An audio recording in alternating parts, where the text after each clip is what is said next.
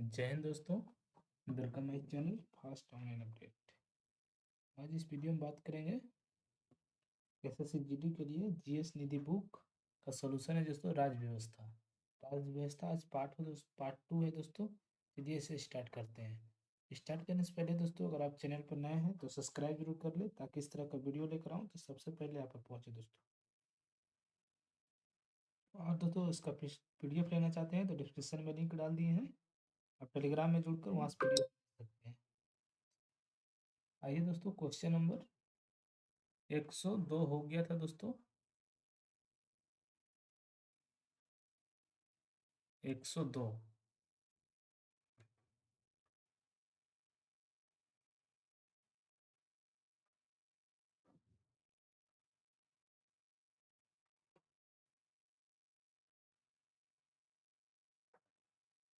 आइए दोस्तों, question number start करते हैं। अब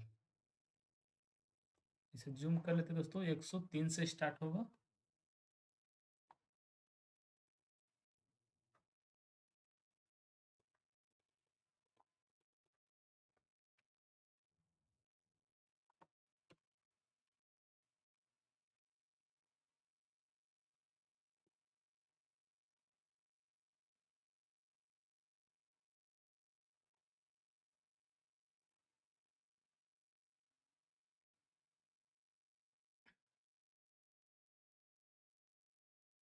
आइए दोस्तों, कहता है क्वेश्चन, ये क्वेश्चन 102 का आंसर हो गया अनुच्छेद 22।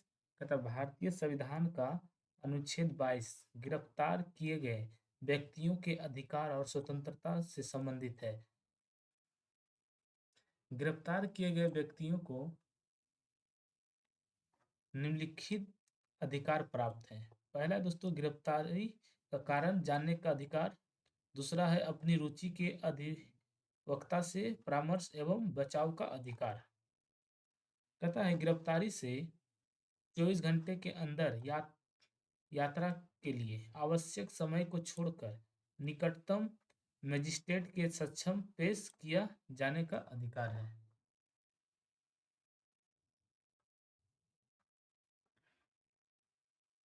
आगे देखते हैं दोस्तों।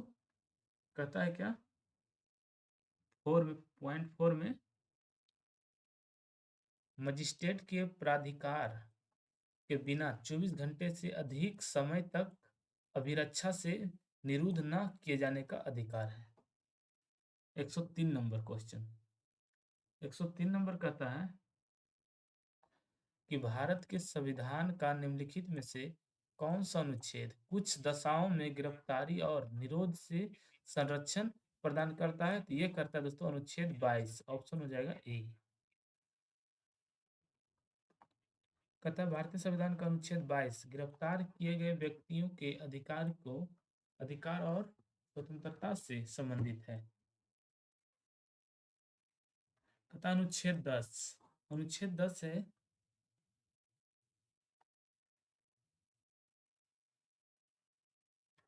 अनुच्छेद 10 में कहता है नागरिकता के अधिकारों का बना रहना। अनुच्छेद 35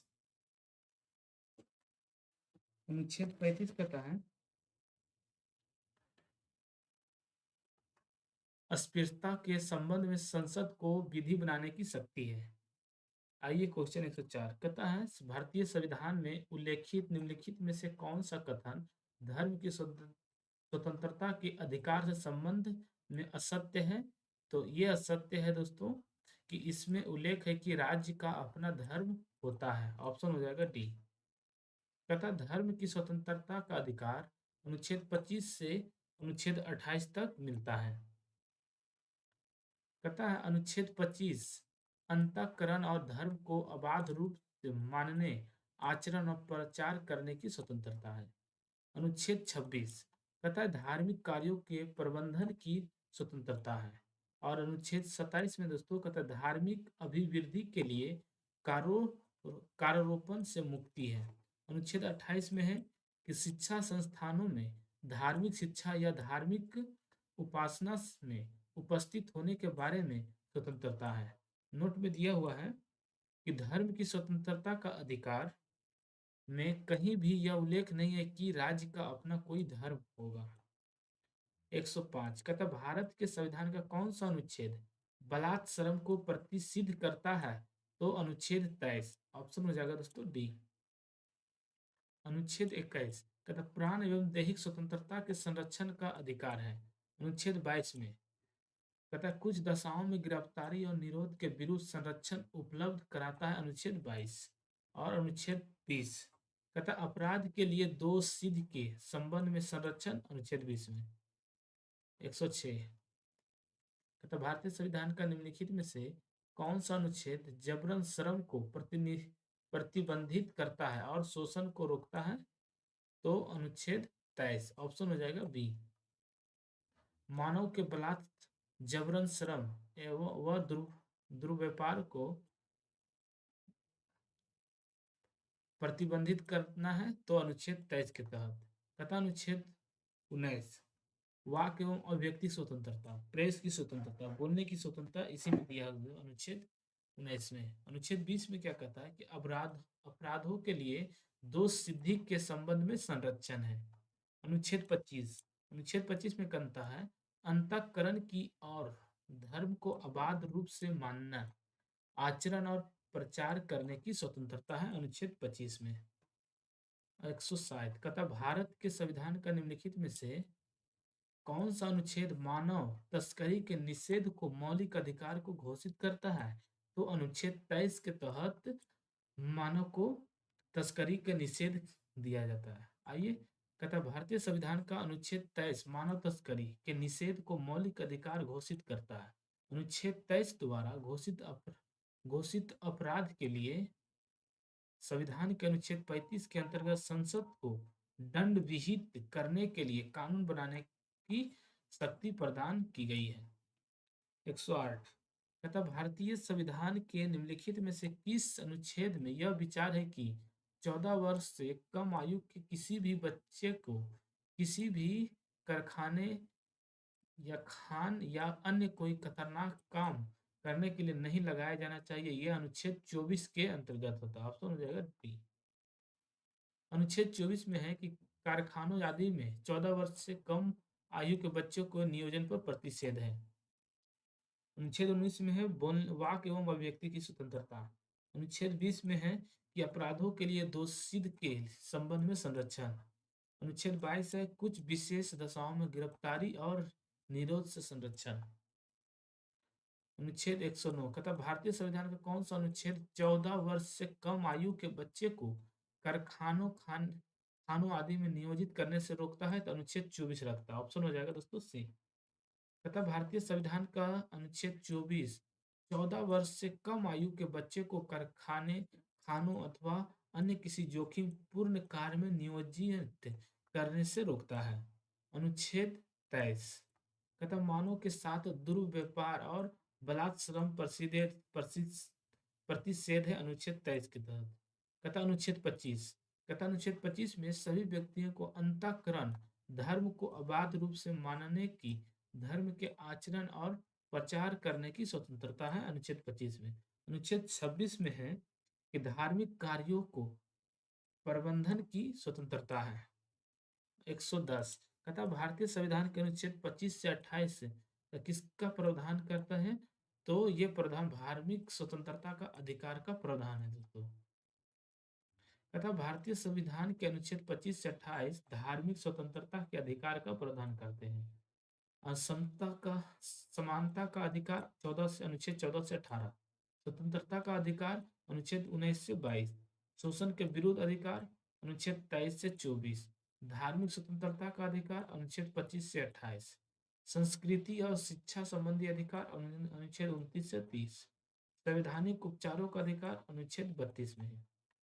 111 निम्नलिखित में से किस अनुच्छेद में अंतःकरण की और धर्म को अबाध रूप से मानने, आचरण और प्रचार करने की स्वतंत्रता का उल्लेख है? तो अनुच्छेद 25 में। ऑप्शन हो जाएगा सी। तथा भारतीय संविधान का अनुच्छेद 25 के अंतःकरण की और धर्म को अबाध रूप से मानने, आचरण करने तथा प्रचार करने की स्वतंत्रता का अधिकार देता है।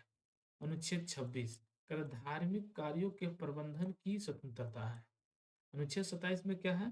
तो किसी विशिष्ट धर्म की अभिवृद्धि के लिए करों के संदाय के बारे में स्वतंत्रता। अनुच्छेद 28 तथा कुछ शिक्षा संस्थानों में धार्मिक शिक्षा या धार्मिक उपासना में उपस्थित होने के बारे में स्वतंत्रता है। 112 भारतीय संविधान का अनुच्छेद 26 निम्नलिखित में से किससे संबंधित है?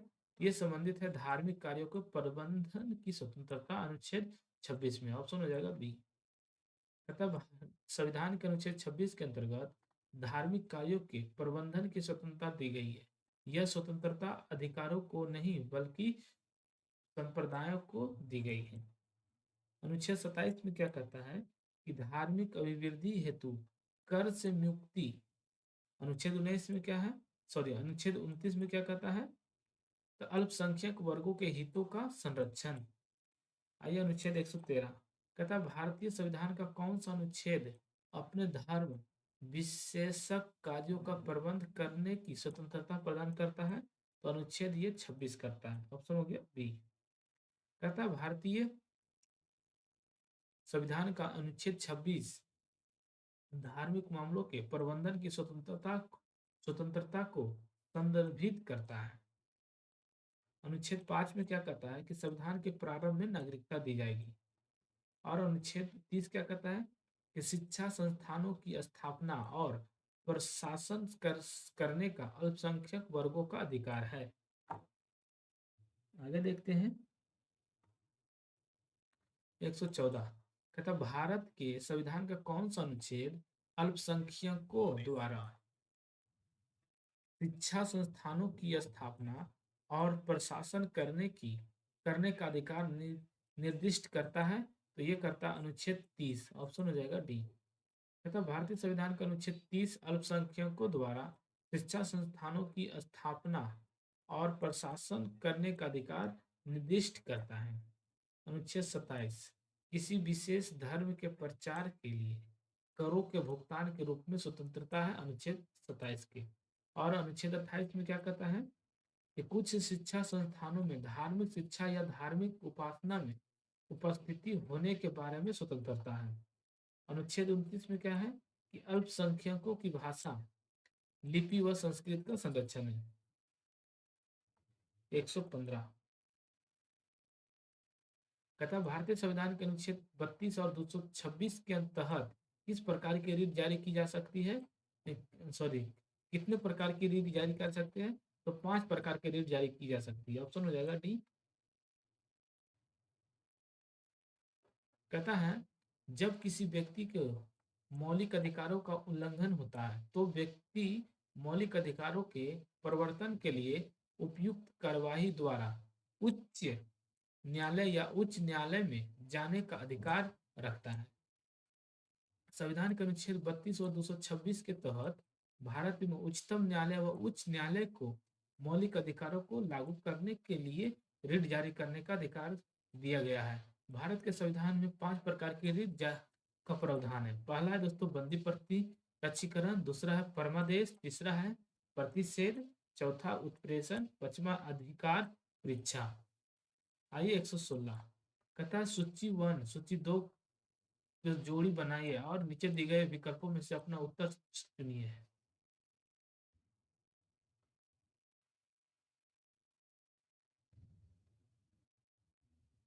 कहता है बंदी प्रतिरक्षीकरण, ये दोस्तों प्रत्यक्ष कर है। क्या है?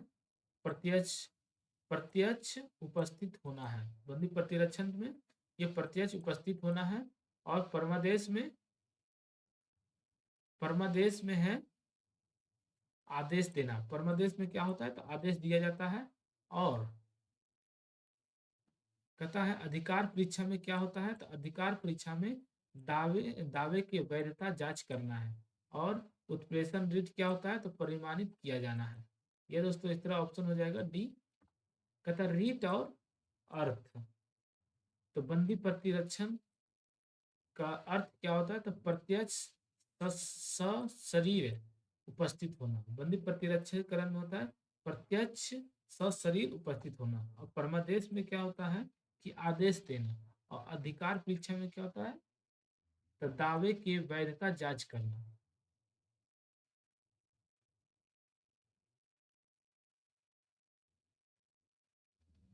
उत्प्रेषण, उत्प्रेषण क्या होता है? तो प्रमाणित किया जाना कि किसी व्यक्ति की गैर कानूनी गिरफ्तारी हुई है, तब कौन सी रिट जारी की जाती है? तो ये जारी की जाती है बंदी प्रतिरक्षीकरण। ऑप्शन हो जाएगा ए। अधिकार परीक्षा, इसका प्रयोग न्यायालय द्वारा किसी सार्वजनिक कार्यालय में व्यक्ति के दावे की वैधता की जांच करने के लिए किया जाता है। परमादेश, परमादेश में कहता है यह उच्च न्यायालय द्वारा एक अधिनिष्ठ न्यायालय एक अधिकारी या सरकारी निकाय के खिलाफ एक पूर्व आचरण या चूक को ठीक करने के लिए जारी किया जाता है। क्वेश्चन 118 कहता है भारतीय संविधान का अनुच्छेद संवैधानिक उपचारों के अधिकार से संबंधित है, तो कौन सा अनुच्छेद? तो अनुच्छेद 32 के तहत संवैधानिक उपचारों का अधिकार है। ऑप्शन हो जाएगा सी। कहता भारतीय संविधान का अनुच्छेद 32 संवैधानिक उपचारों का अधिकार से संबंधित है। अनुच्छेद 32 कहता सर्वोच्च न्यायालय में याचिका दायर करने का भी अधिकार देता है। कहता अनुच्छेद 33 सैनिक अथवा अर्धसैनिकों के मूल अधिकारों में संसद के द्वारा कटौती की जा सकती है। अनुच्छेद 34 राष्ट्रपति के द्वारा आतंकवाद से ग्रसित क्षेत्रों से सैनिक शासन या मार्शल लागू होने पर मूल अधिकारों पर प्रतिबंध लगाने की शक्ति संसद को प्राप्त है।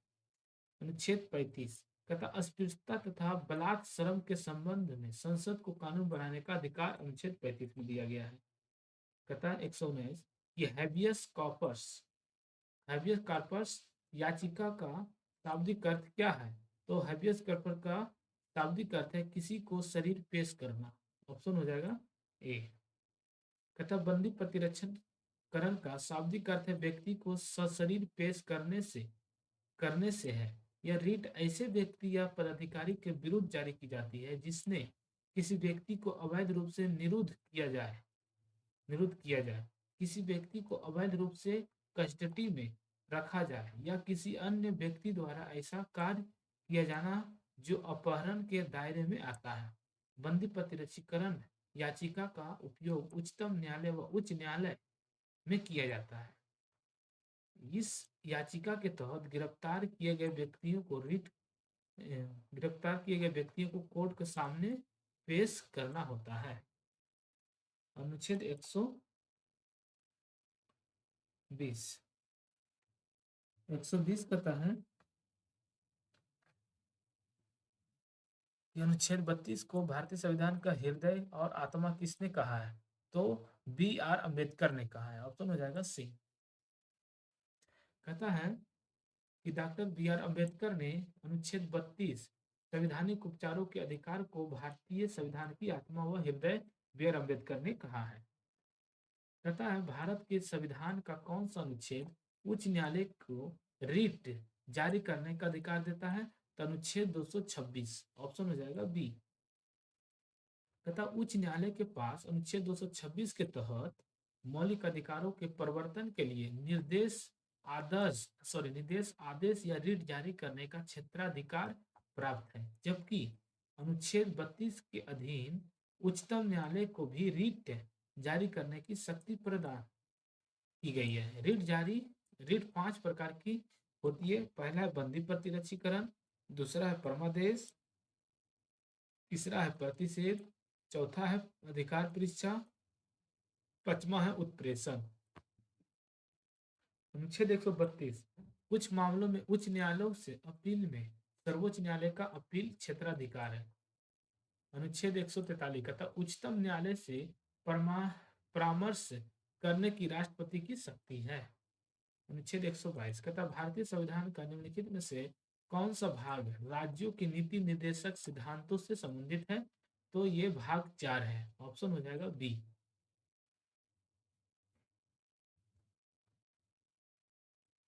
कहता भारतीय संविधान के भाग 4 अनुच्छेद 36 से 51 तक में राज्य के नीति निर्देशक तत्वों का वर्णन किया गया है। इन्हें आयरलैंड के संविधान से लिया गया है। राज्य के नीति निर्देशक तत्वों का संविधान की अनोखी विशेषता डॉक्टर भीमराव अंबेडकर ने कहा था। भाग 2 में क्या है, तो नागरिकता है। भाग 3 में है मूल अधिकार। भाग 5 में संघ का वर्णन।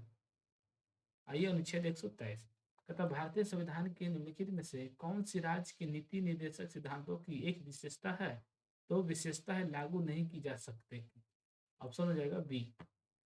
तथा भारतीय संविधान के भाग 4 में अनुच्छेद 36 से 51 तक राज्य के नीति निर्देशक सिद्धांतों का उल्लेख मिलता है। राज्य के निर्देशक सिद्धांतों नीति निर्देशक सिद्धांत सकारात्मक प्रवृत्ति के होते हैं। इन्हें संविधान या न्यायालय द्वारा लागू नहीं किया जा सकता है। तथा भारतीय संविधान के किस भाग में कल्याणकारी राज्य का विचार है, तो विचार है राज्य के नीति निर्देशक तत्व। ऑप्शन हो जाएगा सी। तथा भारतीय संविधान निर्माताओं का लक्ष्य भारत में कल्याणकारी राज्यों की स्थापना करना था। तथा कल्याणकारी राज्य का शाब्दिक अर्थ अपनी संपूर्ण जनता का स्वर्गीय विकास तथा लोकहित करे। कल्याणकारी राज्य का विचार राज्य के नीति निर्देशक तत्वों में वर्णित किया गया है। आइए 125 तथा है एक्स और वाई एक रेस्तरां में प्रबंधकों के रूप में काम कर रहे हैं, लेकिन उन्हें समान काम के लिए समान वेतन मिलता है। ये राज्य के निर्देशक सिद्धांतों का कौन सा अनुच्छेद समान काम के लिए समान वेतन का प्रावधान करता है, तो अनुच्छेद 39। अनुच्छेद 39 समान काम समान वेतन के लिए प्रावधान है। आइए कहता है अनुच्छेद 39 के अंतर्गत निम्नलिखित में से नीति निर्देशक तत्वों का वर्णन किया गया। 39 के क में कहता है कि राज्य प्रत्येक स्त्री और पुरुष को समान रूप से जीविका को साधन उपलब्ध कराने का प्रयास करेगा। अनुच्छेद 39 के ख कहता है समुदाय के भौतिक संसाधनों का उचित वितरण, स्वामित्व और नियंत्रण की व्यवस्था करेगा।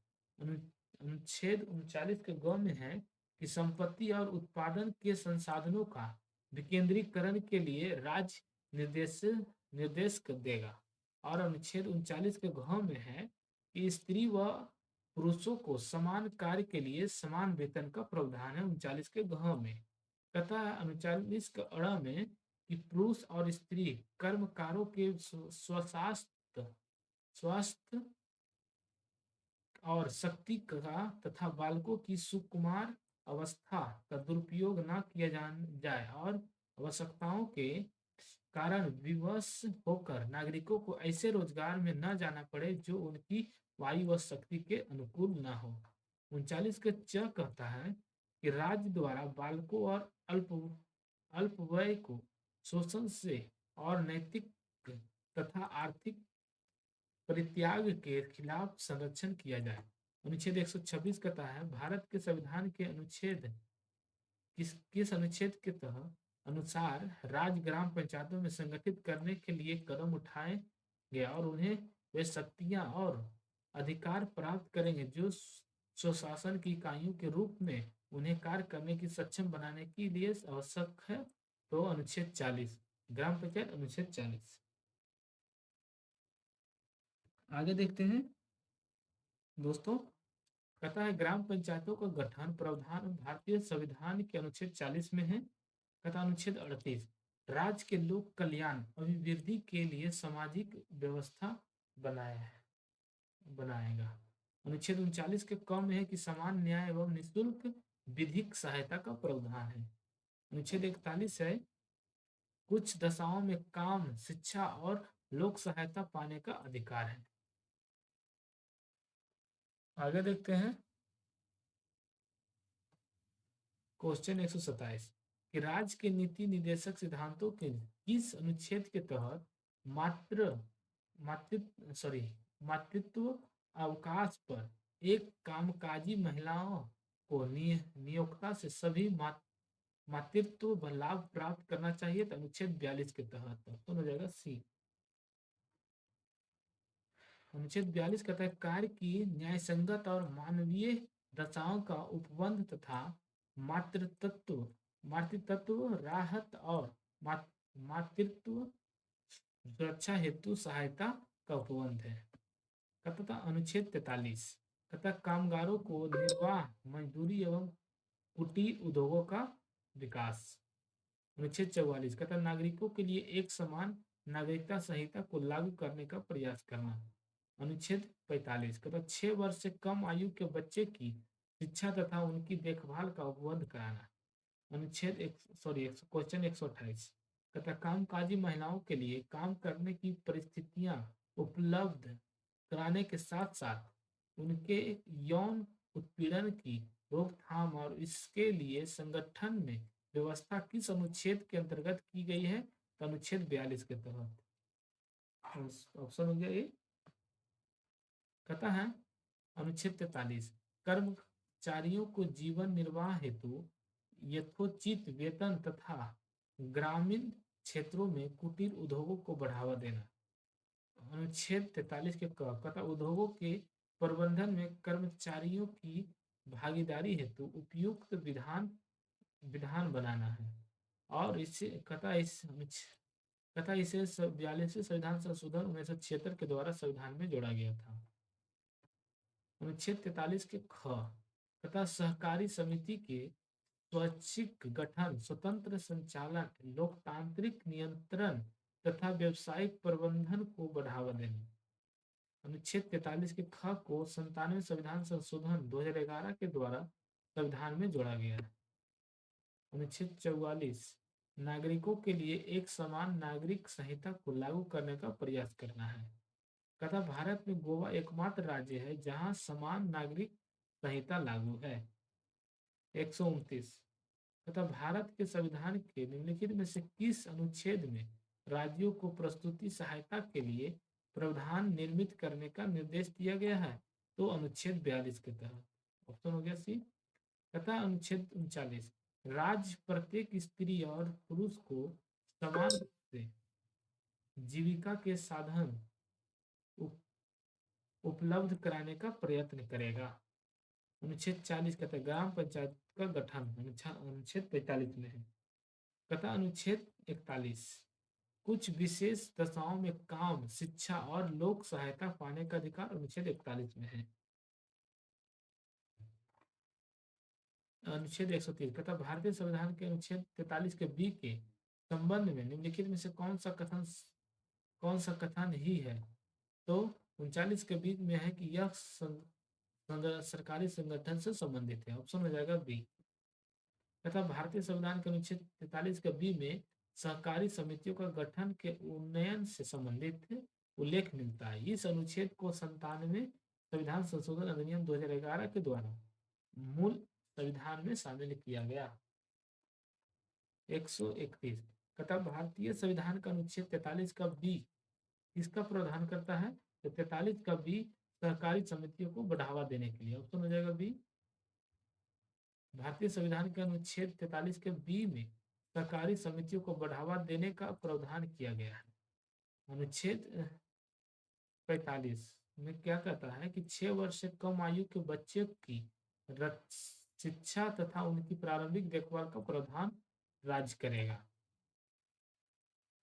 शिक्षा कहता निम्नलिखित किस अनुच्छेद में पूर्व भारत में एक समान सिविल संहिता उल्लेख है? तो अनुच्छेद 44। ऑप्शन हो जाएगा सी। तथा भारतीय संविधान के अनुच्छेद 44 के अनुसार राज्य भारत के समस्त राज्य क्षेत्र में नागरिकों के लिए एक समान नागरिक संहिता को सुरक्षित करने का प्रयास करेगा। अनुच्छेद 40 में है कि ग्राम पंचायतों का गठन। अनुच्छेद 42 में है काम की न्यायसंगत और मनो मानवोचित दशाओं तथा प्रसूति सहायता का उपबंध। अनुच्छेद 48 कहता है कृषि या पशुपालन का संगठन। 133 कहता पोषण अभियान 0 से 6 वर्ष तक के बच्चों के पोषण स्तर को प्राप्त करने का एक कार्यक्रम है। भारतीय संविधान के निम्नलिखित में से कौन सा अनुच्छेद पोषण स्तर को बढ़ाने के लिए प्रावधान करता है? तो अनुच्छेद 47। ऑप्शन हो जाएगा बी। तथा संविधान के अनुच्छेद 47 के अनुसार लोगों के पोषाहार स्तर व जीवन स्तर में सुधार करना राज्य का कर्तव्य होगा और राज्य मादक पेयों व स्वास्थ्य के लिए हानिकारक नशीले पदार्थों के सेवन का रोक लगाएगा। 134 तथा भारतीय संविधान का कौन सा अनुच्छेद कार्यपालिकाओं से न्यायपालिकाओं के पृथक्करण से संबंधित है? तो अनुच्छेद 50, ऑप्शन हो जाएगा सी। तथा भारतीय संविधान के अनुच्छेद 50 के तहत न्यायपालिकाओं का न्यायपालिका का कार्यपालिका से पृथक करने हेतु राज्यों को निर्देश दिया गया है। अनुच्छेद 41 कहता है कुछ दशाओं में काम, शिक्षा और लोक सहायता पाने का अधिकार है। अनुच्छेद 51 ये अंतर्राष्ट्रीय शांति और सुरक्षा की अभिवृद्धि है। 135 कहता है संविधान का निम्न में से कौन सा अनुच्छेद राज्य की लोक सेवाओं में न्यायपालिकाओं का कार्यपालिकाओं से पृथक रखने के लिए कदम उठाने हेतु राज्य को निर्देशित करता है? तो अनुच्छेद 50 करता है, ऑप्शन हो जाएगा बी। अनुच्छेद 47 में क्या कहता है कि पोषाहार स्तर और जीवन स्तर को ऊंचा करने और लोक स्वास्थ्य में सुधार करने का राज्य का कर्तव्य है। अनुच्छेद 49 में क्या कहता है कि राष्ट्रीय महत्व के स्मारकों, स्थानों और वस्तुओं का संरक्षण करना अनुच्छेद 49 के तहत। अनुच्छेद 57 के तहत क्या होता है कि राष्ट्रपति पुनर्निर्वाचन के लिए पात्रता है। 136 भारत के संविधान का कौन सा अनुच्छेद अंतर्राष्ट्रीय शांति और सुरक्षा को बढ़ावा देने से संबंधित है? तो अनुच्छेद 51, ऑप्शन हो जाएगा डी। कहता अंतर्राष्ट्रीय शांति और सुरक्षा तथा भारत की विदेश नीति का प्रावधान निम्नलिखित सॉरी अंतर्राष्ट्रीय संविधान और सुरक्षा तथा भारत की विदेश नीति का प्रावधान संविधान के अनुच्छेद 51 में है। तथा अनुच्छेद 49 में क्या है? तो राष्ट्रीय महत्व के स्मारकों, स्थानों और वस्तुओं का संरक्षण अनुच्छेद 49 में।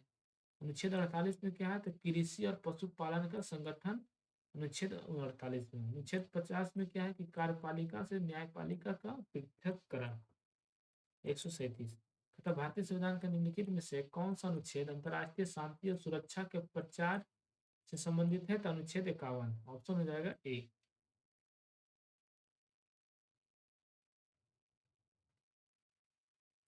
अनुच्छेद 40 में क्या है? तो ग्राम पंचायत का गठन अनुच्छेद 40 में है। और अनुच्छेद 43 में क्या है? तो कर्मकारों के लिए निर्वाह मजदूरी का प्रावधान एवं कुटीर उद्योगों का विकास। अनुच्छेद 47 में क्या है? तो पोषाहार स्तर और जीवन स्तर को ऊंचा करने तथा लोक स्वास्थ्य में सुधार करने का राज्य का कर्तव्य है। अनुच्छेद 148 कहता भारत में निम्नलिखित में से कौन सा राज्य के नीति निर्देशक सिद्धांतों का गांधीवादी सिद्धांत है? तो ये सिद्धांत है ग्राम पंचायत का गठन, ऑप्शन हो जाएगा डी। तथा संविधान के भाग 4 में अनुच्छेद 36 से 51 तक राज्यों के नीति निर्देशक सिद्धांत शामिल है। नीति निर्देशक सिद्धांतों के गांधीवादी सिद्धांत कौन कौन है? तो अनुच्छेद 40 में ग्राम पंचायत का गठन, अनुच्छेद 43 में कामगारों को निर्वाह मजदूरी एवं कुटीर उद्योगों का विकास। अनुच्छेद 43 का बी में है सहकारी समिति का उन्नयन। अनुच्छेद 46 में है कि राज्य समाज के कमजोर वर्गों विशेषकर अनुसूचित जातियों, अनुसूचित जनजातियों और अन्य कमजोर वर्गों के शैक्षिक और आर्थिक हितों को बढ़ावा देगा। तथा अनुच्छेद 47 कहता लोगों के पोषाहार स्तर व जीवन स्तर में सुधार करना राज्य का कर्तव्य होगा और राज्य मादक पेयों तथा स्वास्थ्य के हानिकारक नशीले पदार्थों के सेवन पर रोक लगाएगा। अनुच्छेद 48 के तहत क्या होता है कि कृषि तथा पशुपालन का संगठन करना और गाय, बछड़ों व अन्य दुधारू पशुओं की नस्लों का परिरक्षण और सुधार करना तथा उनके वध पर रोक लगाने का प्रयास करना। अनुच्छेद 139 तथा भारतीय संविधान के निम्नलिखित में से कौन सा राज्य के नीति निर्देशक सिद्धांतों का एक उत्तरवादी सिद्धांत है? तो ये सिद्धांत है समान नागरिक संहिता को सुरक्षित रखना, ऑप्शन हो जाएगा बी। कतर राज्य के नीति निर्देशक सिद्धांतों में से सभी आदर्श शामिल हैं जिनका पालन राज्य के देश के लिए कानून और नीतियों बनाते समय ध्यान के लिए एक समान नागरिक संहिता को संरक्षण करने का प्रयास करना। अनुच्छेद 45 क्या कहता है कि 6 वर्ष से कम आयु के बच्चे की शिक्षा और प्रारंभिक बालावस्था देखभाल करना है। अनुच्छेद 48 क्या कहता है कि किस कृषि और पशुपालन का संगठन है। अनुच्छेद 48 का एक में क्या है कि पर्यावरण के संवर्धन एवं संरक्षण का प्रयास करना तथा वनों एवं वन जीवों की रक्षा करना। अनुच्छेद 49 क्या कहता है कि राष्ट्रीय महत्व के स्मारकों, स्थानों व वस्तुओं का संरक्षण करना। अनुच्छेद 50 क्या कहता है कार्यपालिका का न्यायपालिका से पृथककरण करना। तथा अनुच्छेद 51 राष्ट्रीय शांति और सुरक्षा स्थापित करने का प्रयास करना।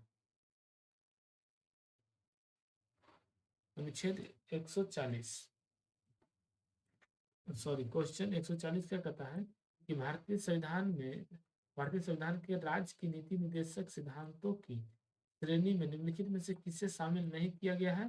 तो नेहरूवादी को शामिल नहीं किया गया। ऑप्शन हो जाएगा ए।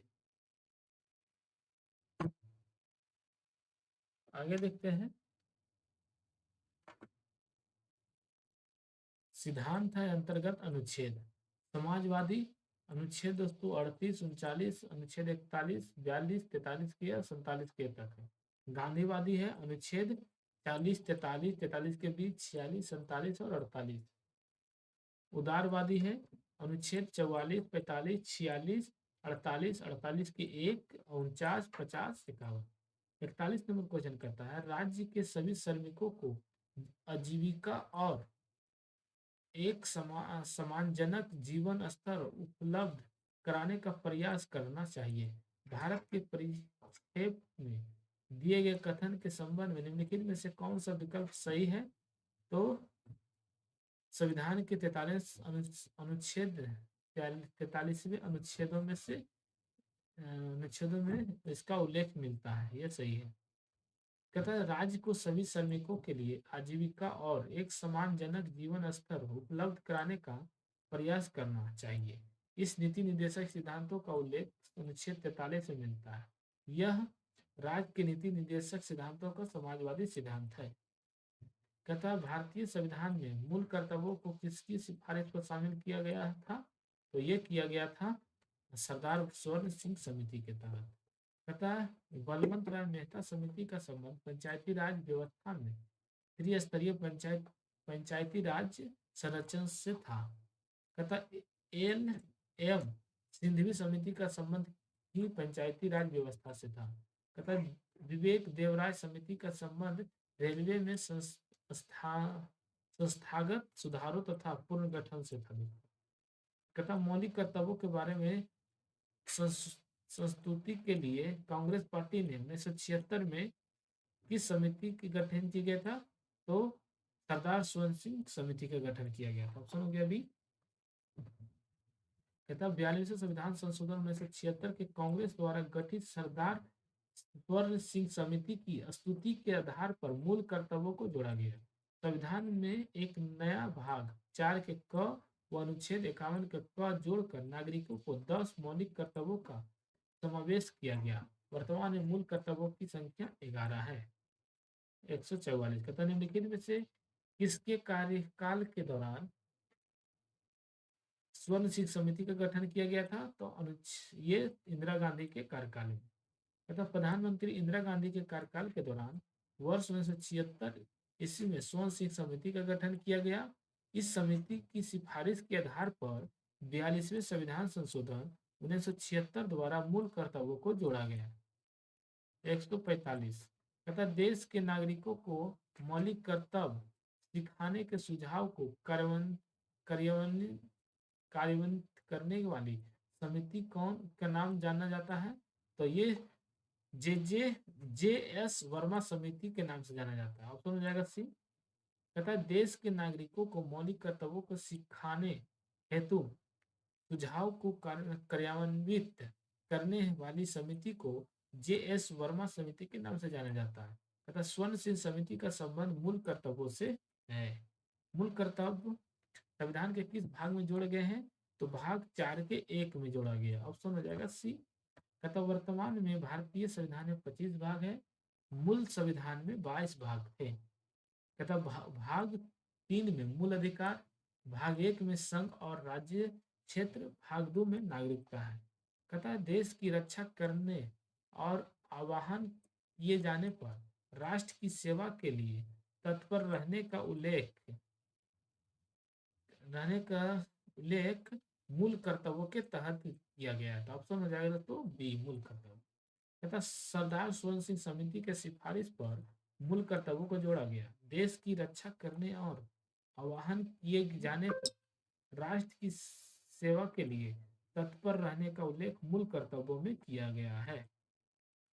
148। 148 क्या कहता है कि 2022 तक प्राप्त जानकारी के अनुसार भारतीय संविधान के कितने मूल कर्तव्यों को सूचीबद्ध किया गया है? तो 11। ऑप्शन हो जाएगा सी। तथा स्वर्ण सिंह समिति के संविधान 8 मूल कर्तव्यों को जोड़े जाने का सुझाव दिया गया। 42वें संविधान संशोधन 1976 द्वारा अनुच्छेद 51 के क में 10 मूल कर्तव्यों को जोड़ा गया। 2002 में 86वें संविधान संशोधन के द्वारा 11वें मूल कर्तव्यों को जोड़ा गया। तथा निम्नलिखित में से कौन सी भारतीय संविधान में उल्लेखित मौलिक कर्तव्य की एक विशेषता है? तो यह विशेषता है संविधान इन्हें सीधे लागू करने का प्रावधान नहीं करता है। ऑप्शन हो जाएगा डी। तथा संविधान के भाग 4 के एक अनुच्छेद 51 के ए में कुल 11 मूल कर्तव्यों का उल्लेख किया गया है। मूल कर्तव्यों को भूतपूर्व सोवियत संघ यूएसएसआर के संविधान से लिया गया है। मूल कर्तव्य केवल भारतीय नागरिकों पर लागू होते हैं। संविधान मूल कर्तव्यों को सीधे लागू करने का प्रावधान नहीं करता है। 150 कहता मौलिक कर्तव्यों के संबंध में निम्नलिखित में से कौन सा कथन सही नहीं है? तो सही नहीं है करा है अनुच्छेद 51 एक मौलिक कर्तव्यों से संबंधित है, यह सही है। मौलिक कर्तव्यों में कुल 11 संख्या, यह भी सही है। कहता 43 संविधान संशोधन द्वारा शामिल किया गया तो नहीं किया गया। ऑप्शन सी हो जाएगा ये। कहता संविधान के भाग 4 के अनुच्छेद 51 के ए में मौलिक कर्तव्यों का उल्लेख मिलता है। मौलिक कर्तव्यों का कुल संख्या 11 है। स्वर्ण सिंह समिति के सिफारिश के आधार पर 42वें संविधान संशोधन अधिनियम 1976 द्वारा 10 मौलिक कर्तव्यों के संविधान में शामिल किया गया है। 151 कहता मौलिक कर्तव्यों के बारे में निम्नलिखित में से कौन सा कथन सही नहीं है? तो कह ये प्रकृति में गैर न्यायिक है, ये सही है। कहता इन्हें 42वें संविधान संशोधन अधिनियम 1976 द्वारा शामिल किया गया, तो ये भी सही है। तथा संविधान में इनका समावेश अमेरिकी संविधान से प्रेरित है, नहीं, ये गलत है। तो ये हो जाएगा। तथा मूल कर्तव्य का प्रधान सोवियत संघ के संविधान से प्रेरित है, न कि अमेरिका के। कहता मूल कर्तव्य 42वें संविधान संशोधन 1976 द्वारा जोड़ा गया। कहता मूल कर्तव्य प्रकृति में गैर न्यायिक होते हैं। कहता है निम्नलिखित में से कौन सा एक मौलिक कर्तव्य नहीं है? तो इस चुनाव के दौरान मतदान करना ये मौलिक कर्तव्य नहीं है। ऑप्शन हो जाएगा ए। कहते स्वर्ण सिंह समिति की सिफारिश पर 42वें संविधान संशोधन 1976 द्वारा मूल कर्तव्यों को जोड़ा गया। मूल कर्तव्यों का प्रावधान संविधान के भाग 4 के क व अनुच्छेद 51 के क में यह चुनाव के दौरान मतदान करना मौलिक कर्तव्य नहीं है। कहता निम्नलिखित में से कौन सा एक मौलिक कर्तव्य है? तो मौलिक कर्तव्य है इसमें पुरुषों के गरिमा के लिए अपमानजनक प्रथाओं का त्याग करना, ये मौलिक कर्तव्य नहीं। कहता ऐसी प्रथाओं का त्याग करने जो स्त्रियों के सम्मान के विरुद्ध हो, ये मौलिक कर्तव्य। ऑप्शन हो जाएगा बी। कहता संविधान के अनुच्छेद 51 के एक के ई के अनुसार ऐसी प्रथाओं का त्याग करना जो स्त्रियों को सम्मान के विरुद्ध है, एक मौलिक कर्तव्य है। कहता निम्नलिखित में से किस मौलिक कर्तव्य प्रावधान में यह निर्धारित किया गया है कि सभी भारतीयों को भारतीय राष्ट्रीय ध्वज और राष्ट्रीय गान के प्रति सम्मान दिखाना चाहिए? तो यह अनुच्छेद 51 के 51 के 1 में दोस्तों ए।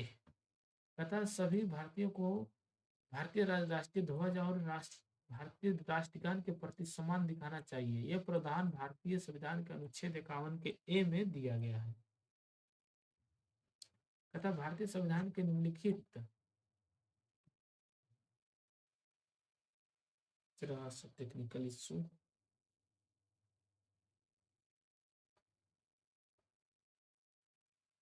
एक मिनट आइए।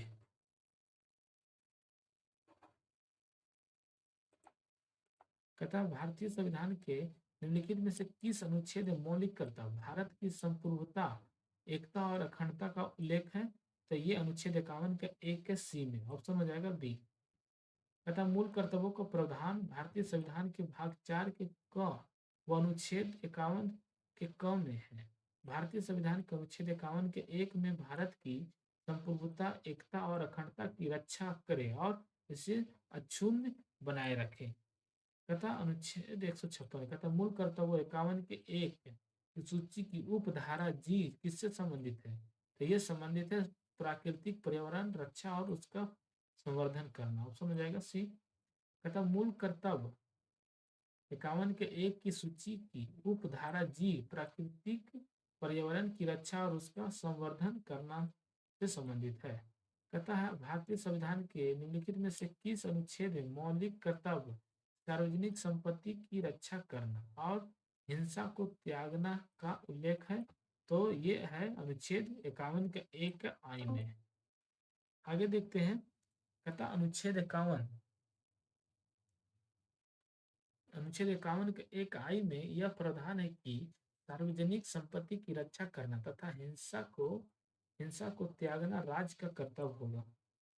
कथा निम्नलिखित में से कौन सा अनुच्छेद कहता है कि माता पिता या संरक्षक 6 वर्ष से 14 वर्ष तक की आयु वाले अपने यथास्थिति बालक या प्रतिपाल्य के लिए शिक्षा के अवर प्रदान करे? तो ये अनुच्छेद 51 के 1 क में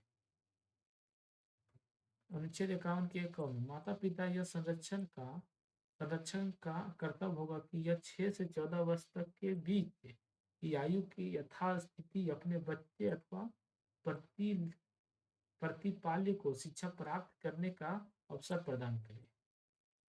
निम्नलिखित में से किस अनुच्छेद के शामिल मौलिक कर्तव्य अनुच्छेद 21 का 1 के समान है? तो अनुच्छेद 51 के 1 क में ऑप्शन हो जाएगा बी। कथा 86वां संविधान संशोधन 2002 द्वारा 11वां मूल कर्तव्य जोड़ा गया जो अनुच्छेद 21 का 1 के समान है। 11वां कर्तव्य अनुच्छेद 51 के 1 के अनुसार 6 से 14 वर्ष की आयु के बच्चे के माता पिता संरक्षण बच्चों को शिक्षा के अवसर प्रदान करेंगे। कहता है निम्नलिखित में से कौन राष्ट्रपति के निर्वाचन में भाग नहीं लेगा?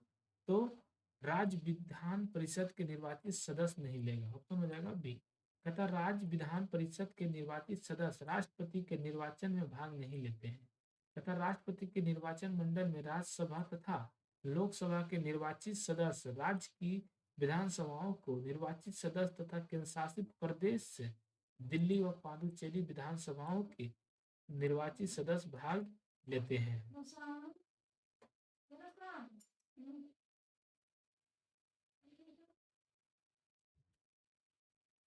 भारत के राष्ट्रपति के चुनाव के राज्यों का कौन से सदन भाग लेते हैं? तो विधानसभा। ऑप्शन हो जाएगा बी। भारतीय संविधान के अनुच्छेद 54 के तहत राष्ट्रपति के निर्वाचक मंडल का व्यवस्था की गई जिसमें संसद के दोनों सदनों व प्रत्येक राज्य की विधानसभाओं तथा केंद्र शासित प्रदेशों दिल्ली व पुडुचेरी विधानसभाओं को निर्वाचित सदस्य भाग लेते हैं। कहता भारतीय संविधान का निम्न में से कौन सा अनुच्छेद 35 वर्ष की आयु को भारत के राष्ट्रपति पद के लिए एक पात्रता मापदंड के रूप में घोषित करता है? तो अनुच्छेद 58। ऑप्शन हो जाएगा ए।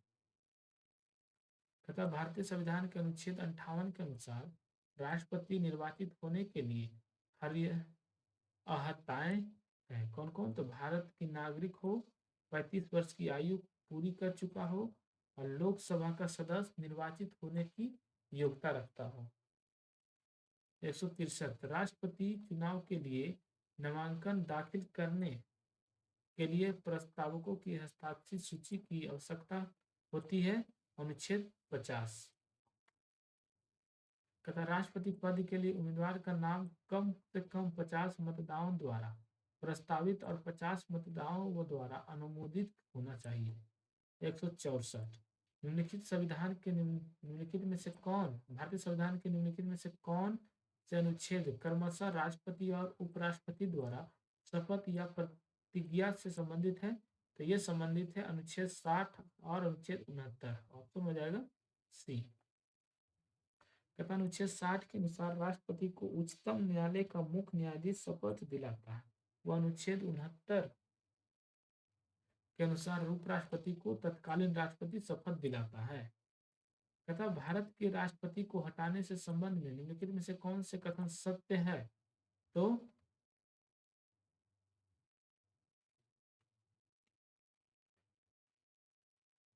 कौन सा सत्य है? तो भारत महा महाभियोग की प्रक्रिया संसद के किसी भी सदन से शुरू किया जा सकता है, यह सही है। तथा महाभियोग के आरोप को सदन के एक तिहाई द्वारा हस्ताक्षर होने चाहिए जिसमें प्रक्रिया शुरू की गई, गलत है। महाभियोग प्रक्रिया के राष्ट्रपति को 30 दिनों तक नोटिस दिया जाना चाहिए, ये भी गलत है। कहता है महाभियोग प्रस्ताव उस सदन की कुछ सदस्यताओं के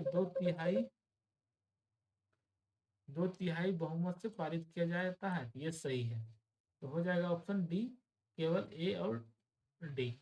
कहता है संविधान के अनुच्छेद 61 के अंतर्गत यह प्रावधान है कि राष्ट्रपति द्वारा संविधान का अतिक्रमण करने पर संसद को यह शक्ति प्रदान है कि वह महाभियोग की प्रक्रिया द्वारा राष्ट्रपति को हटा सकता है।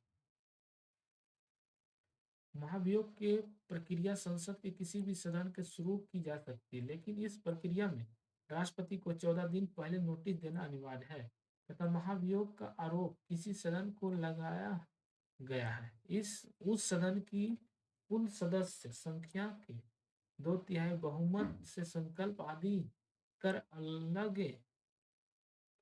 आप पारित कर अलगे सदन के लिए भेज दिया जाता है, अगले सदन के लिए भेज दिया जाता है। कहता है भारतीय संविधान के निम्नलिखित में से किस अनुच्छेद में भारत के राष्ट्रपति पर महाभियोग की प्रक्रिया उल्लेख है? तो अनुच्छेद 61, ऑप्शन हो जाएगा डी। कहता राष्ट्रपति पर महाभियोग की प्रक्रिया का प्रावधान अनुच्छेद 61 में दिया गया है। राष्ट्रपति द्वारा संविधान का अतिक्रमण किए जाने पर उसके विरुद्ध महाभियोग चलाया जाता है। राष्ट्रपति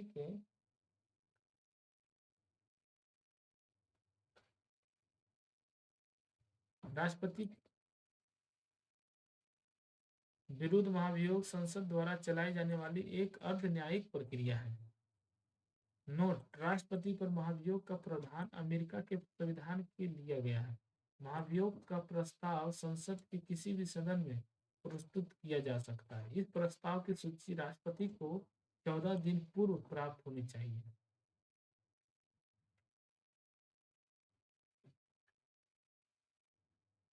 निम्न से कौन सा कारण भारत के राष्ट्रपति को महाभियोग द्वारा उनके पद से हटाया जा सकता है? तो ये हटाया जा सकता है संविधान का उल्लंघन करने पर, ऑप्शन हो जाएगा सी। तथा राष्ट्रपति पर महाभियोग का प्रावधान भारतीय संविधान के अनुच्छेद 61 में है।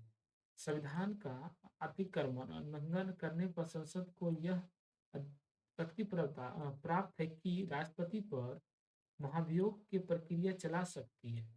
राष्ट्रपति पर महाभियोग का प्रावधान अमेरिका के संविधान से लिया गया है। राष्ट्रपति के विरोध महाभियोग संसद द्वारा चलाई जाने वाली एक अर्ध न्यायिक प्रक्रिया है। 168 कहता भारतीय संविधान के निम्नलिखित में से कौन सा अनुच्छेद भारतीय संविधान के भाग 5 से संबंधित है? तो अनुच्छेद 62।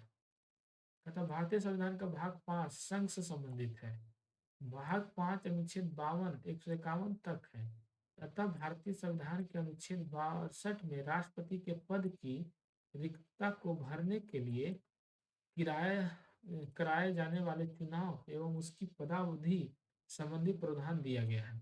आइए 169 कहता भारत के संविधान के किस अनुच्छेद में यह प्रावधान है कि राष्ट्रपति या उपराष्ट्रपति के चुनाव में उत्पन्न विवाद सर्वोच्च न्यायालय द्वारा निपटाए जाएंगे? तो ये अनुच्छेद 71 के तहत, ऑप्शन हो जाएगा सी। तथा भारतीय संविधान के अनुच्छेद 71 के तहत राष्ट्रपति और उपराष्ट्रपति संबंधी विवादों का निपटारा उच्चतम न्यायालय करेगा,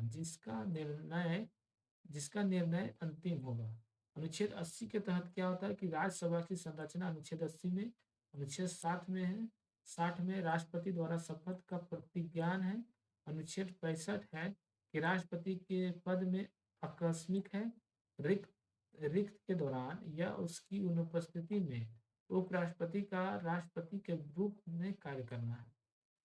170 कहता भारतीय संविधान का कौन सा अनुच्छेद राष्ट्रपति और उपराष्ट्रपति के निर्वाचन से संबंधित या सशक्त विषय से संबंधित है? यह अनुच्छेद 71 है।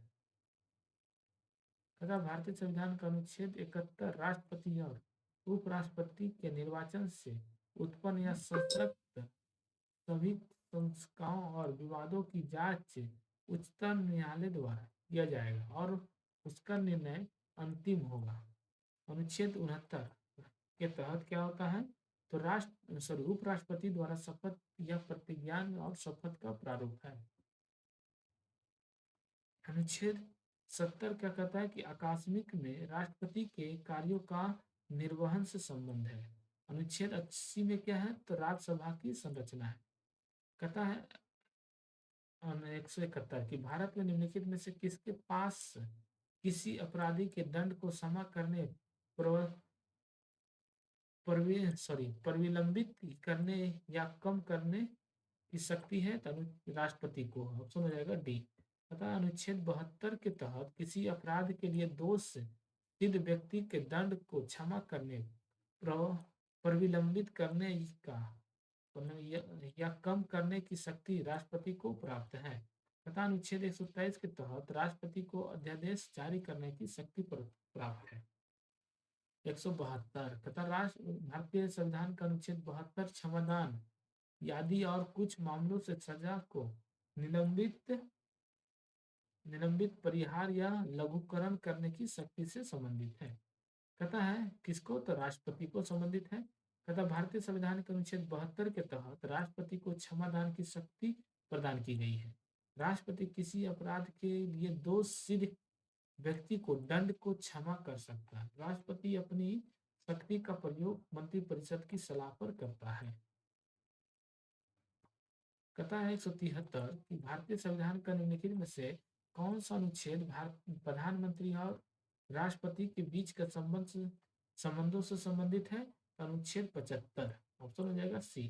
तथा अनुच्छेद 25 भारत के सभी नागरिकों को धार्मिक स्वतंत्रता का अधिकार देता है। अनुच्छेद 12 से 35 में मूल अधिकारों का वर्णन है। तथा अनुच्छेद 45 में 6 वर्ष से कम आयु वाले बच्चों के लिए प्रारंभिक बचपन की देखभाल और शिक्षा का प्रावधान करना है।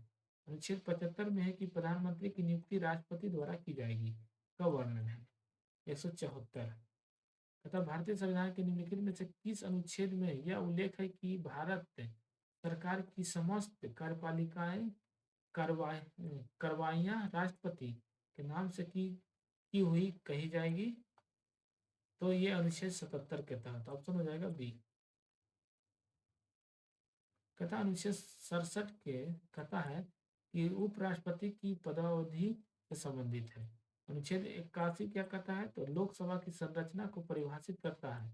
अनुच्छेद 48 क्या कहता है? तो कृषि तथा पशुपालन के संगठन से संबंधित है। अनुच्छेद 75 कहता भारत के सुरक्षा बलों का सर्वोच्च सेनापति कौन होता है? तो ये भारत का राष्ट्रपति होता है। ऑप्शन हो जाएगा सी।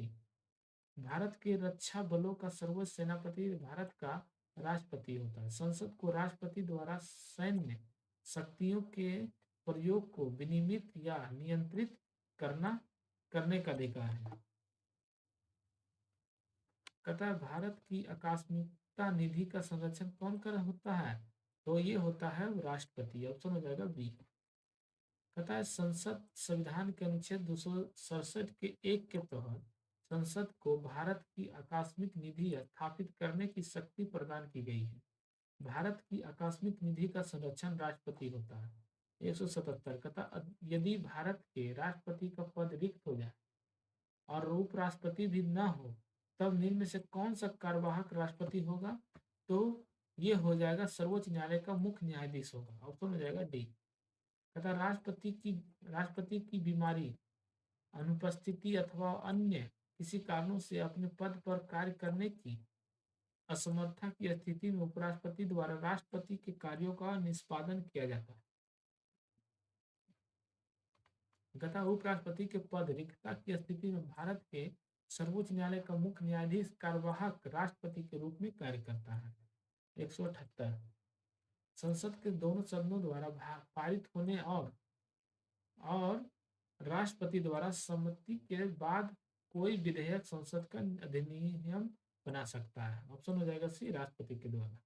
कहता है संसद के दोनों सदनों में पारित होने और राष्ट्रपति द्वारा सहमति के बाद कोई विधेयक संसद का अधिनियम अधिनियम बन जाता है। कहता भारतीय संविधान के कौन सा अनुच्छेद संघ की कार्यपालिका से संबंधित है? तो अनुच्छेद 52 से 78। ऑप्शन हो जाएगा सी। कहता भारतीय संविधान का भाग 5 का अध्याय 1 अनुच्छेद 52 से 78 संघीय कार्यपालिका के बारे में प्रावधान करता है। इसके तहत राष्ट्रपति, उपराष्ट्रपति, प्रधानमंत्री, मंत्रिमंडल तथा भारत के महानवादी संबंधित प्रावधान है। 180 कहता किसी भारतीय राष्ट्रपति के भारतीय डाकघर संशोधन विधेयक 1986 के लिए पॉकेट वीटो का उपयोग किया गया था।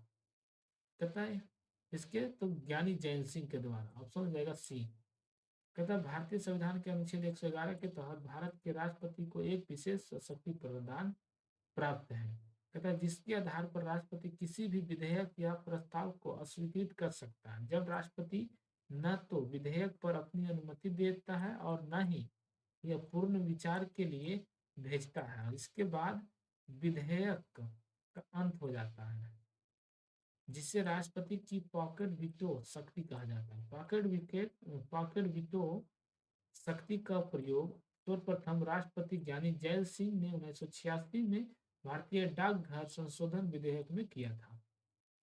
181 कहता निम्न से कौन सा अनुच्छेद संसद के दोनों सदनों के सत्र में न होने पर भारत के राष्ट्रपति को अध्यादेश जारी करने का अधिकार देता है?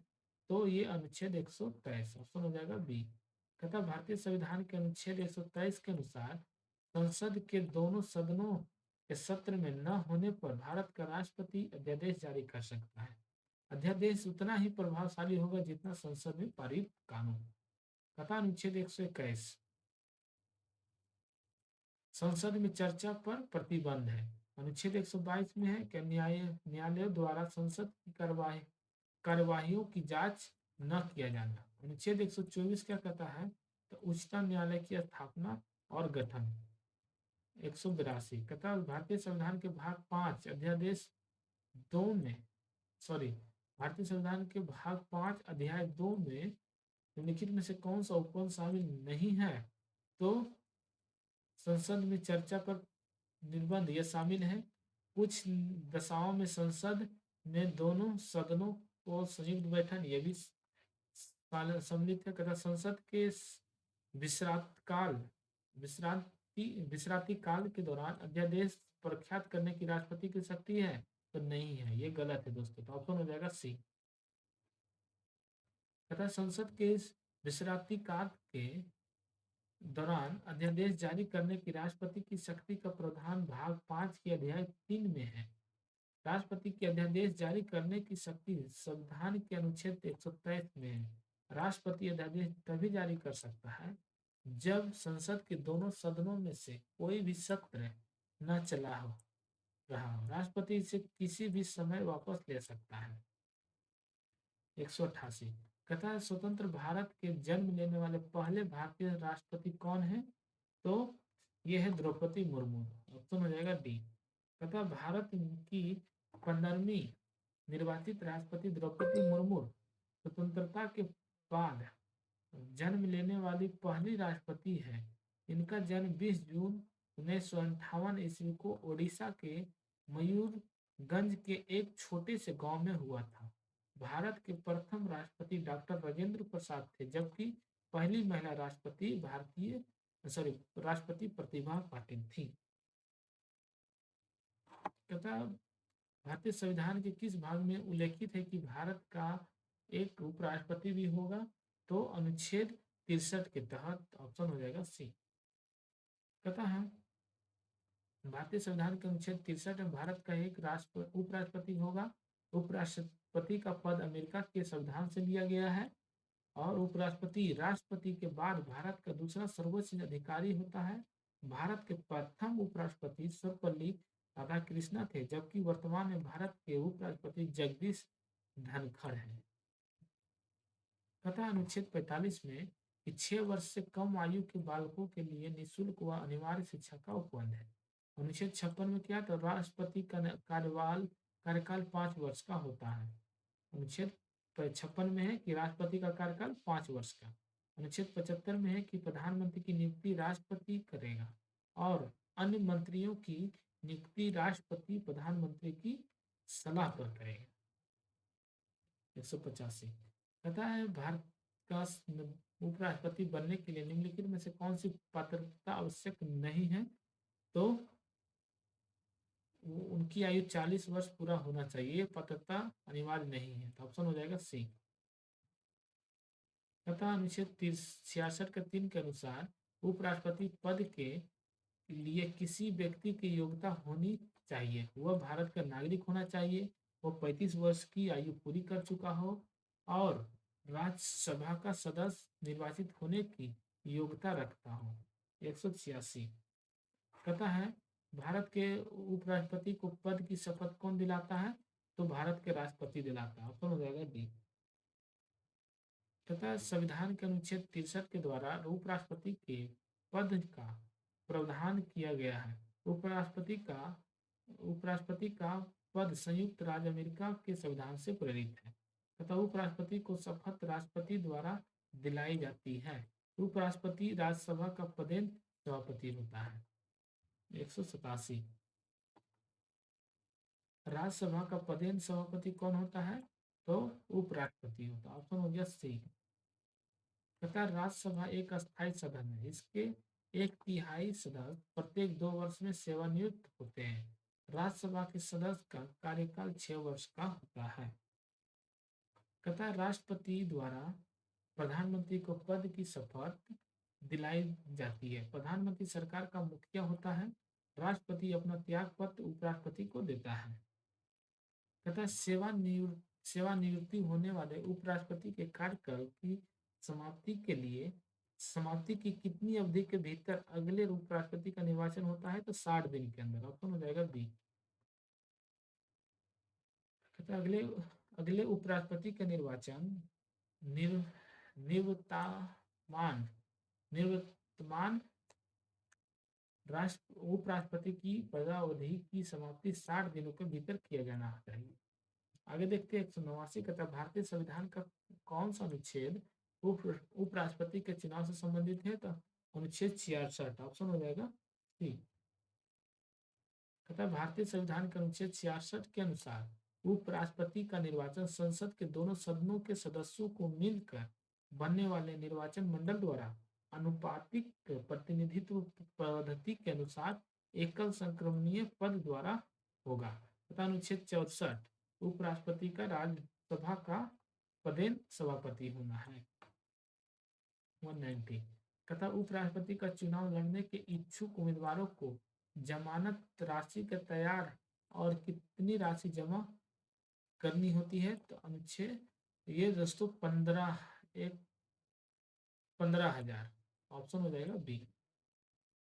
तथा उपराष्ट्रपति पद के लिए प्रत्याशी का नाम कम से कम 20 मतदाताओं द्वारा प्रस्तावित तथा 20 मतदाताओं द्वारा ही अनुमोदित होना चाहिए तथा 15,000 रुपये की जमानत राशि जमा की जाना चाहिए। 91 कथन निम्न से कौन भारत के प्रथम उपराष्ट्रपति थे, तो सर्वपल्ली राधाकृष्णन, ऑप्शन हो जाएगा सी। तथा डॉक्टर सर्वपल्ली राधाकृष्णन भारत के प्रथम उपराष्ट्रपति व देश के दूसरे राष्ट्रपति थे। डॉक्टर सर्वपल्ली का जन्म 5 सितंबर 1888 को मद्रास में हुआ था। इनके जन्म दिवस के उपलक्ष्य में भारत में प्रति वर्ष राष्ट्रीय शिक्षक दिवस मनाया जाता है। वह डॉक्टर सर्वपल्ली राधाकृष्णन को 1954 में भारत रत्न से सम्मानित किया गया। तथा भारत के तीसरे उपराष्ट्रपति निम्नलिखित में से कौन थे, तीसरे राष्ट्रपति सीवी गिरी थे, वीवी गिरी, ऑप्शन हो जाएगा, ऑप्शन हो गया सी, वीवी गिरी। तथा वीवी गिरी भारत के तीसरे उपराष्ट्रपति व चौथे राष्ट्रपति थे। वीवी गिरी एकमात्र व्यक्ति थे जो कार्यवाहक राष्ट्रपति और उपराष्ट्रपति दोनों बने। वीवी गिरी का जन्म मद्रास प्रेसिडेंसी के बहादुरपुर में हुआ था। इन्हें वर्ष 1975 ईस्वी में भारत के सर्वोच्च नागरिक अलंकरण भारत रत्न से सम्मानित किया गया। कहता निम्न में से कौन भारत के उपराष्ट्रपति कभी नहीं बने हैं? तो गुलजारी लाल नंदा नहीं बने। ऑप्शन हो गया ए। कहता है गुलजारी लाल नंदा का जन्म 4 जनवरी 1898 ईस्वी को वर्तमान पाकिस्तान के पंजाब प्रांत के सिलाकोट में हुआ था। गुलजारी लाल नंदा भारत के प्रथम और एकमात्र कार्यवाहक प्रधानमंत्री थे। 1964 में पंडित जवाहरलाल नेहरू की मृत्यु के बाद 13 दिवसीय कार्यकाल के लिए भारत के प्रधानमंत्री बने थे। भारत के सर्वोच्च न्यायिक पुरस्कार भारत रत्न तथा पद्म विभूषण दोनों पुरस्कारों से वर्ष 1997 में सम्मानित किया गया। तथा भारत के संविधान के किस अनुच्छेद के तहत प्रधानमंत्री मंत्रिपरिषद का प्रमुख होता है? तो ये अनुच्छेद 74। ऑप्शन हो जाएगा सी। तथा अनुच्छेद 74 के तहत कहा गया है कि राष्ट्रपति को सलाह और सहायता देने के लिए एक मंत्रिपरिषद होगी जिसका प्रधान प्रधानमंत्री होगा। अनुच्छेद 60 में क्या होता है कि राष्ट्रपति द्वारा शपथ का प्रतिज्ञान अनुच्छेद 60 में है। अनुच्छेद 148 में है कि नियंत्रक एवं महालेखा परीक्षण के बारे में उपबंध अनुच्छेद 148 में है। अनुच्छेद 52 में है कि भारत का एक राष्ट्रपति होगा, अनुच्छेद 52 में। तथा मंत्रिपरिषद में मंत्रियों की नियुक्ति राष्ट्रपति द्वारा किसके सलाह पर की जाती है? तो प्रधानमंत्री की सलाह पर। ऑप्शन हो जाएगा दोस्तों बी। कहता है भारतीय संविधान के अनुच्छेद 75 के एक कहा गया है कि प्रधानमंत्री की नियुक्ति राष्ट्रपति करेगा और अन्य मंत्रियों की नियुक्ति राष्ट्रपति प्रधानमंत्री की सलाह पर करेगा। तथा निम्न में से किसने किसने 1979 में भारत के प्रधानमंत्री मोरारजी देसाई की जगह ली? तो ये लिया है चौधरी चरण सिंह। ऑप्शन हो जाएगा डी। तथा चौधरी चरण सिंह 28 जुलाई 1979 और 14 जनवरी 1980 के बीच भारत के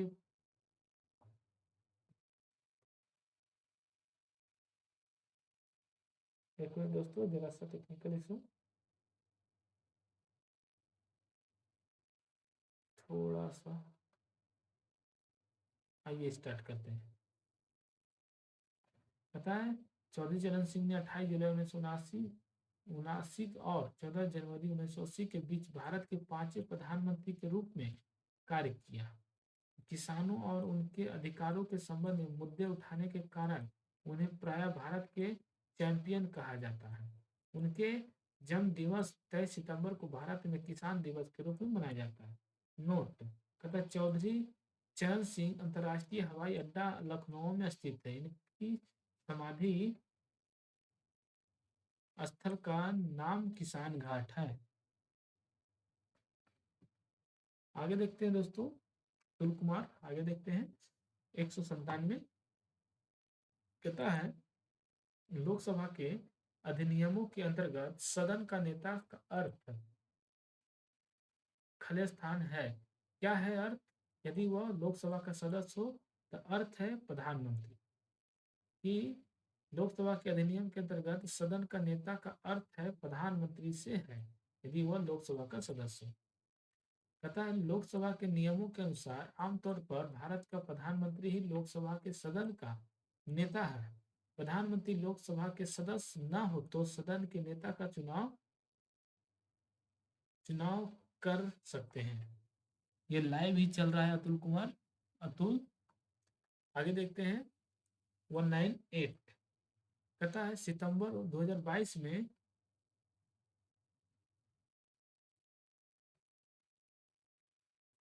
क्वालिटी बढ़ा लो। कुलदीप कुमार यहाँ से सही चल रहा है, हमें तो दिख रहा है यहाँ पे। कह रहा है 198 में सितंबर 2022 में भारत के अटॉर्नी जनरल महानवादी के रूप में किसे नियुक्त किया गया था? तो ये नियुक्त किया गया था आर वेंकट